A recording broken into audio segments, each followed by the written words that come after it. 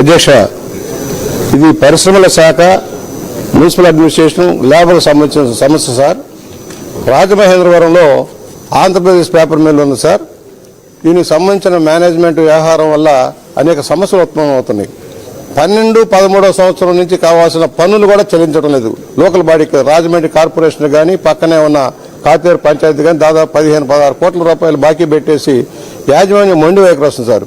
మేమంతా ఉమ్మడి కలెక్టర్ గారు కానీ జాయింట్ కలెక్టర్ గారు అనేక మీటింగ్లు పెట్టినా కూడా మొండి వైఖరి, మా చట్టం మా ఇష్టం, మేము ఇష్టం చేస్తామనే విధానం వెళ్తున్నారు.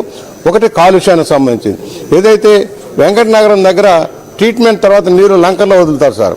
దాని లెక్క ఏంటంటే 2 లక్షల క్యూసెక్స్ వరద ఉన్నప్పుడు మాత్రమే వాటర్ డైల్యూట్ అయ్యి వెళ్తుంది.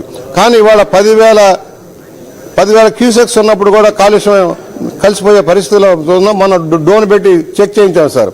అక్కడ ఏదో కోట్లాది రూపాయలు ఖర్చు పెడుతున్నాం, 10 సంవత్సరాల కాంట్రాక్టర్ యాజమాన్యం కుమ్ముక్కై బిల్లులు పే చేసుకుంటున్నారే కానీ అక్కడ లంకల్లో నీరు గోదావరిలో కలిసిపోతుంది సార్, నీటి ప్రవాహంలో కలిసిపోతుంది. 10,000 క్యూసెక్స్లో కలిసి ఎంత ప్రమాదం మీకు తెలుసు. అలాగే సమాన పనికి సమాన వేతనం, సమాన పనికి సమాన వేతనం. రాజమండ్రి పేపర్ మిల్కి అనుబంధంగా కోస్టల్ పేపర్ మిల్స్ ఉంది సార్. అక్కడికి వచ్చే జీతాలు తక్కువ.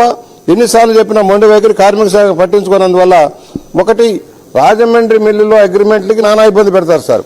ప్రతిసారి అగ్రిమెంట్లో ఇబ్బంది పెడుతుంది. ఏదైతే ప్రభుత్వం పారిశ్రామిక పురోగతి ఉందో దాన్ని ఆసరా చేసుకొని వాళ్ళు ఇష్టారాజ్యంగా వ్యవహరిస్తున్నారు. అక్కడ ఉన్న ఎండి ముఖేష్ కుమార్ జైన్ అన్న ఆయన వచ్చాడు, నార్త్ ఇండియా నుంచి వచ్చారు.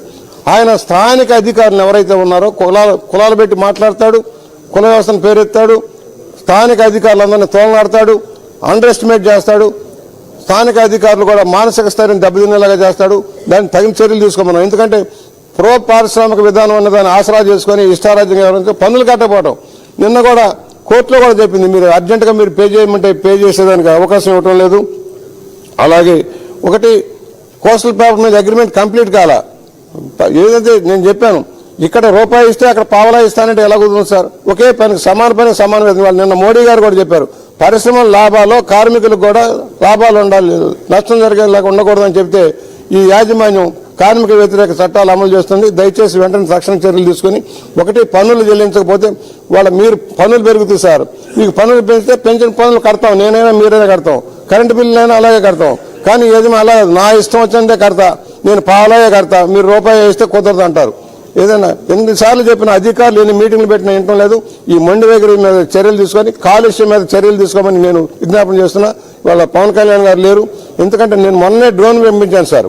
వెళ్ళడానికి అవకాశం లేక డ్రోన్ పంపించి చూస్తే నీరు కట్టలు తెగిపోయి వెళ్ళిపోతుంది. దాని పేరుతో బిల్లులు చేసుకుంటున్నారు. కాంట్రాక్టర్ యాజమాన్యం కుమ్మక్కై బిల్లులు చేసుకొని తినేస్తా ఉన్నారు, కానీ కాలుష్యాన్ని మాత్రం ఆపడం లేదు. దాని మీద తగిన చర్యలు తీసుకోవాల్సిన విజ్ఞప్తి చేస్తా ఉన్నాను.